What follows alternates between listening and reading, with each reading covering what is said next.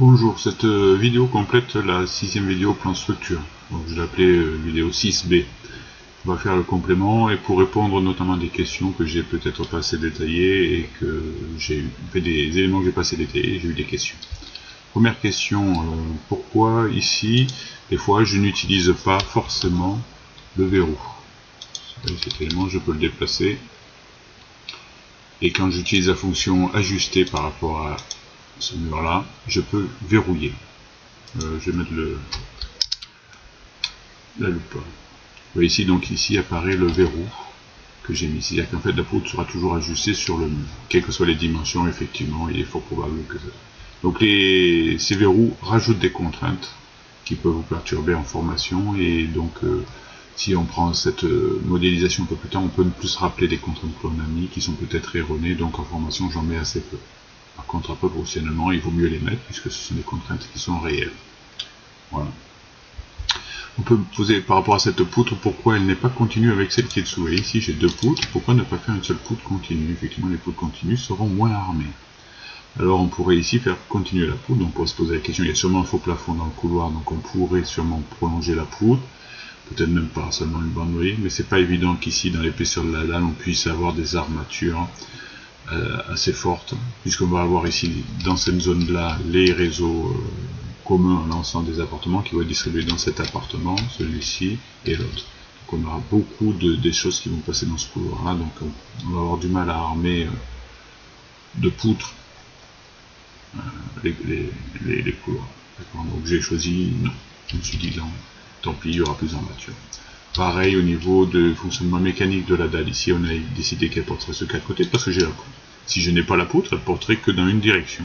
D'accord? Et donc à ce moment-là, la portée serait de 6,85, ce qui est assez fort. Une dalle portant dans une direction, 6,85, ça va faire des aciers très importants au niveau des treillis soudés. Donc on peut se demander s'il n'est pas préférable de mettre ici une poutre pour pouvoir avoir une dalle qui porte sur 4 côtés. Et là, à ce moment-là, les aciers pourraient être plus faibles puisque les deux directions, avec 4 appuis de part et d'autre, vont prendre le relais et permettre de faire en sorte que la dalle soit moins sollicitée et des treillis soudés qui soient plus faibles. Voilà, donc ça peut être une étude économique. On dit souvent les dalles portent des dalles de 20 cm d'épaisseur de logement. Donc jusqu'à 6 mètres, il n'y a pas de souci. Au-delà, il faut peut-être réfléchir à soulager peut-être cette dalle ou on mettra trop de treillis soudés. Voilà. Je regardais les questions qui m'étaient posées aussi, on m'avait demandé par rapport aux nombreuses cotes. Effectivement, il y a beaucoup de plans structure qui sont moins détaillés au niveau des cotes. Ici, vous voyez, j'ai les cotes qui correspondent à la portée des dalles. Ici, j'ai le porte-à-faux. Donc on peut en avoir un peu moins, voire pas du tout dans les DCE, les plans structure en dossier de consultation d'entreprise, on n'a quasiment pas de cotes. Par contre ici, ils peuvent m'être utiles notamment si j'ai à traiter le dimensionnement des dalles et le ferraillage des dalles. Voilà, je peux lire directement les portées des dalles et je pourrais résoudre tout à fait mon problème. Voilà. Donc nous allons maintenant passer à une mise en page pour pouvoir mettre ici, donc on va faire une nouvelle feuille sur A3. Donc j'ai une cartouche ici qui existe déjà, qui est pas mal. Il est pas mal parce que quand je plie la feuille en 3 au milieu et que je fais un revers, ce cartouche apparaît complètement ici dans le...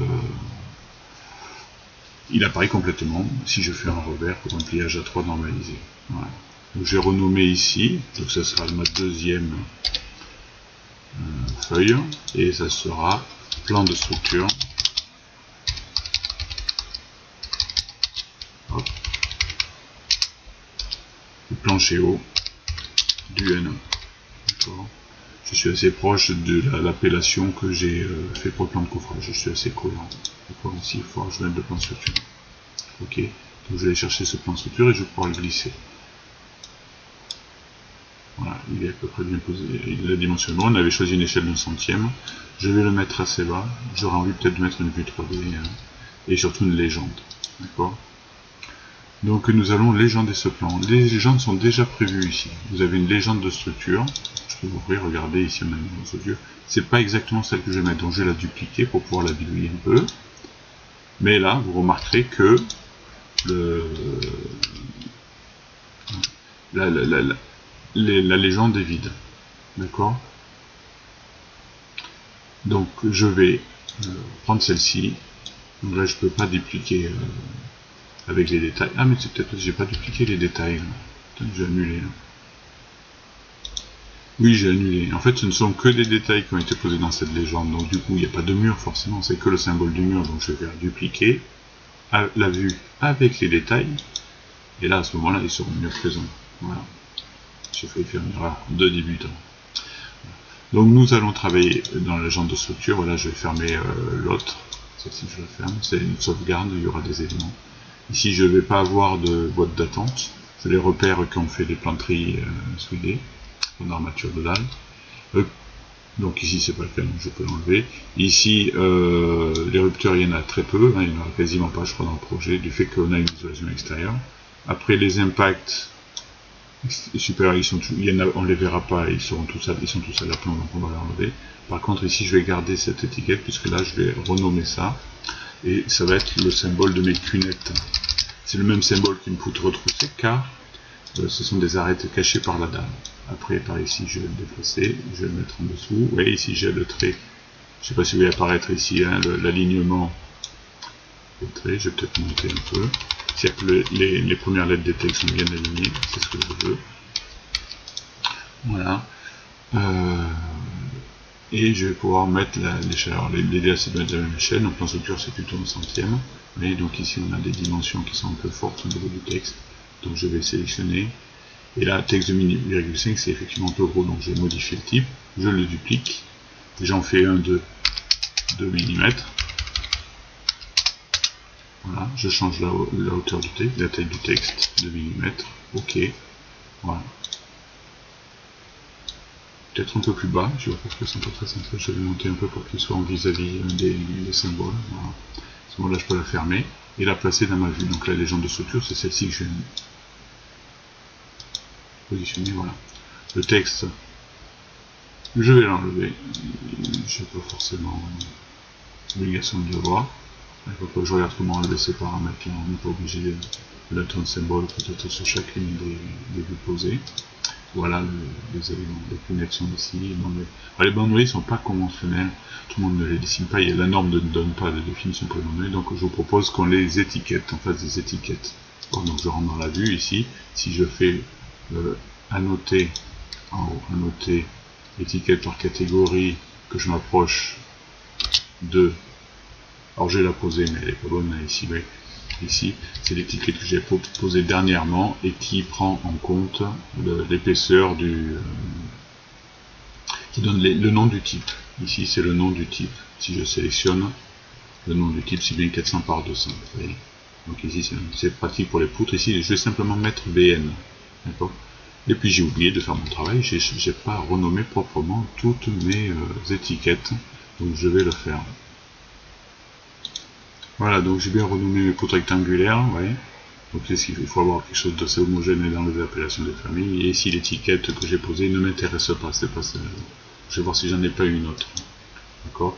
Donc si on regarde bien ici, et donc j'aimerais, comme pour cette BN, pour bien marquer un symbole de trait interrompu, qu'elle soit repérée par des traits interrompus comme ceci, et que j'avais mis l'identifiant BN, si simplement mon étiquette me marquait l'identifiant, cela me suffirait. Donc je vais regarder dans les étiquettes, je clique sur étiquette posée, et je regarde si je n'ai pas une étiquette qui me donne l'identifiant seul.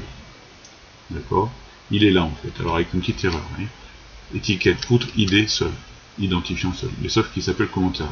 Donc là on pourrait se tromper, je vais la poser, vous voyez, c'est bien celle-là, j'enlève le repère, et je la pose. Moi j'ai plutôt une tendance à la poser au centre. Voilà.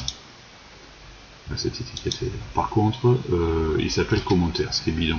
D'accord. Je vais rechercher ici la famille qui s'appelle ID seul, identifiant seul. Hein. Donc je vais retrouver sûrement l'étiquette, vous voyez, ici en bas à gauche, chez l'ID. Je vais retrouver l'étiquette. Et là, il y a un type qui s'appelle commentaire. Donc je vais modifier le type identifiant pour que ça soit clair. Là, j'aurais pu la chercher un moment, hein. D'accord. Celui-ci, je pourrais pas la supprimer, il faut que je modifie la famille pour supprimer ce type. Cela suffit que je le supprimer, il est écrit, je peux pas le faire. Il est intégré à la famille, donc il faut enlever la famille pour ça. Mais déjà, au moins, identifié en 2 mm, on a bien compris que c'était ça, et il est là. Donc je peux maintenant étiqueter toutes les autres Par contre, je voulais bon, si j'étiquette par exemple celle-ci de BN, il reprend le type de la famille. Et je ne peux pas changer l'étiquette en cours. Comment faire? Eh bien, je vais faire un glisser-déposer. Vous voyez ici, je vais un glisser-déposer. Et là, à ce moment-là, je vais enlever le repère, parce qu'il est bien mieux posé. Et je vais pouvoir étiqueter assez rapidement, du coup, mes BN. Voilà. Alors, je suis pointu, moi je le mets au centre. Vous pouvez le faire si vous voulez. Voilà, j'ai remis mes BN au centre. Celui-là d'ailleurs est mal placé. Je vais le faire. Hop. Voilà, je fais simplement au clavier. Je trouve ça plus pratique que la souris. Voilà. Nous allons aussi compléter l'information sur les cunettes. Donc ça peut être en structure, ça c'est l'étude infrastructure, bon, on va quand même donner l'information, parce qu'il réduit en fait forcément l'épaisseur de la dalle au niveau de la cunette, donc on ne peut pas compter totalement sur l'épaisseur entière de la dalle. Donc du coup on va mettre l'information sur ces cunettes, et donc on va mettre une étiquette modèle générique. Donc je fais étiquette par catégorie, je le refais, ici je fais étiquette dans l'onglet annoter, étiquette par catégorie, je m'approche du modèle générique, vous voyez. Et là, il met un message erreur. Aucune étiquette n'est chargée. Est-ce que je veux en charger une? Bon, si je veux faire une étiquette, donc je la charge. Alors, les plus vifs vont mettre que du texte, des zones de texte. Moi, j'aime bien mettre plutôt des objets qui sont modifiables. Cette étiquette de générique, je pourrais m'en resservir, notamment pour les gains techniques aussi. Donc ici, annotation. Alors, charger la famille. Des fois, ici, c'est le dernier répertoire. Alors, si on cherche celui qui est par défaut, donc qui s'appelle France, hein, pour les paramètres des familles dédiées à la France, et on l'a ici dans le répertoire métrique hybride. Si vous retrouvez votre répertoire dans le bureau, comment on revient là? On fait le standard de l'installation de Revit au niveau des familles qui sont installées par défaut dans le logiciel. C'est métrique librairie. France, on arrive ici, c'est le même élément. Et donc du coup là, on peut chercher, c'est des annotations, et j'aimerais annoter les modèles génériques. Mais on ne le trouve pas dans la liste, donc c'est dans Autres. Et vous avez ici modèle générique. Vous avez cadre aussi. Ça va vraiment embêter. Je vais prendre celui qui est sans cadre. Un cadre et rajouter un cadre. Vous voyez, c'est pas très utile pour moi. Donc je vais ouvrir ce modèle générique. Et là, il veut bien me les poser. Vous voyez. Donc ici, avec le barre d'espace, mais j'ai un point d'interrogation. Comment se fait ça? Et bien donc cette famille, je vais chercher à la comprendre. Je l'ai prise au hasard, je ne la connais pas. Il faut maintenant que je clique sur cette étiquette de modèle générique et je vais modifier. Donc ça m'ouvre un nouveau fichier. En haut, on est dans la RFR, on va modifier le fichier. Ici, c'est une zone de texte qui est un libellé, un peu plus puissant que la zone de texte, puisqu'on peut y mettre une information. Donc en modifiant le libellé, ici, la marque du type, qu'est-ce que c'est ce truc, j'en sais rien, je l'enlève. Moi j'ai simplement envie de mettre un commentaire, je l'ajoute. Ok. Et donc là, 3 mm c'est gros, on sait que 2 mm c'est largement suffisant. Puis la cunette, si je peux l'écrire un peu plus petit, je vais peut-être mettre 1,5 mm, ça ira bien. Par contre, il faut bien renommer l'étiquette de. Donc ce sera 1,5 mm. Ok, donc ça c'est son nom et c'est sa taille du texte. Ok, voilà, c'est un exemple. Donc là, il y aura forcément des. Ça peut-être pas assez long, voilà. Un commentaire de cette taille suffirait largement. Et donc je vais la charger dans le projet et fermer. Voulez-vous enregistrer? Alors, soit je l'enregistre dans mon répertoire, soit je le laisse seulement dans mon fichier. Donc là je fais vite. L'idéal ça serait quand même d'enregistrer proprement. Mais on peut toujours le recréer, vous regardez la vidéo, vous le refaites. Donc ça sera même pédagogique de recommencer. Donc j'enregistre pas ce fichier là. Par contre là je remplace bien la version existante dans mon projet. Je n'ai pas de questions qui me demandent de choisir le projet parce que j'ai qu'un projet d'ouvert. Si vous avez plusieurs projets d'ouvert, il faudra choisir dans quel endroit vous les chargez, ce qui me semble évident. Et donc ici, je peux poser. Donc j'ai fait, donc il faut que j'annote étiquette par catégorie. Et là, je viens pouvoir. Ah bah alors du coup, qu'est-ce qui se passe? Il n'y a rien de neuf là. Ben si, parce qu'en fait, comme j'ai dit que je voulais mettre le commentaire, s'il ne le connaît pas, il met un point d'interrogation. Donc, je peux faire de bêtes et méchants, je clique sur le point d'interrogation, je peux le remplacer là. Et là, moi, je trouve ça un peu celui qui ne cherche pas à comprendre. On va chercher à comprendre ici, donc on va sélectionner l'objet, le modèle générique, et on va lui mettre le commentaire qui est cunette. Voilà, qui est écrit ici. Bon, donc je ne peux lettrer, mais ça permettra de mieux. Celui-ci, je ne l'ai pas écrit.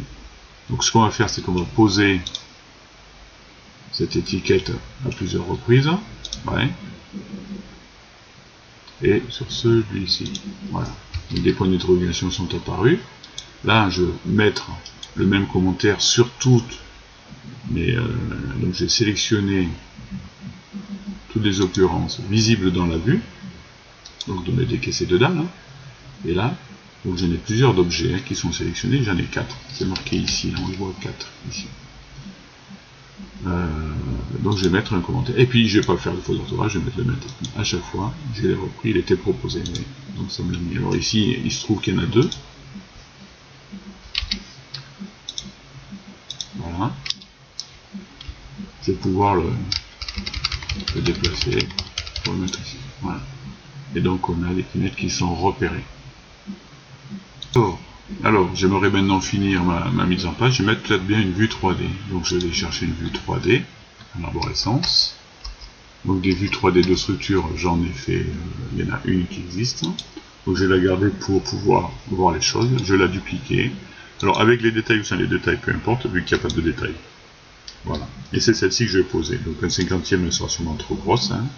Donc un 2/5e. Je vous rappelle qu'ici ce sont des fausses échelles, ça donne juste une estimation puisque l'échelle d'une vue 3D n'est pas la même au premier plan et en arrière-plan. Plus c'est loin, plus l'échelle est réduite. Donc je mets un 200e, voir si ça peut aller.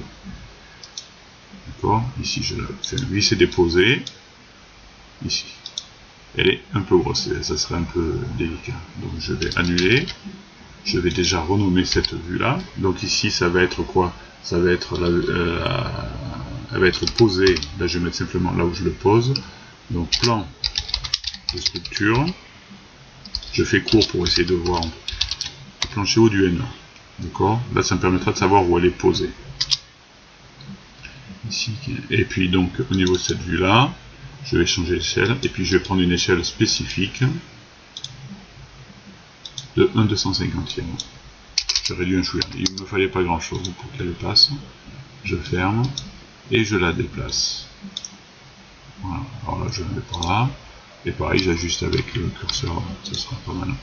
Par contre ici vous voyez, on va avoir du mal à mettre les titres de vue en bas à gauche, ici ça allait mais là ça va pas, donc celui-ci je vais le déplacer, je vais le mettre au-dessus.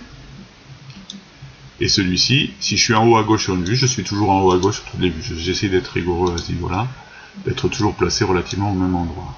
Donc après je réduis les traits forcément, et là ce qui ne va pas c'est les titres, donc il faut bien renommer les titres. Donc je ne vais pas changer le nom de la vue, donc ça je le laisse bien pour qu'il soit bien rangé dans l'arborescence. Je change le titre de la feuille, ici, donc j'ai sélectionné là le plan, donc c'est la vue en plan. Vue en plan du plancher haut du N1. D'accord, tandis que l'autre, voilà, si je sélectionne bien la vue 3D, ici ça sera perspective,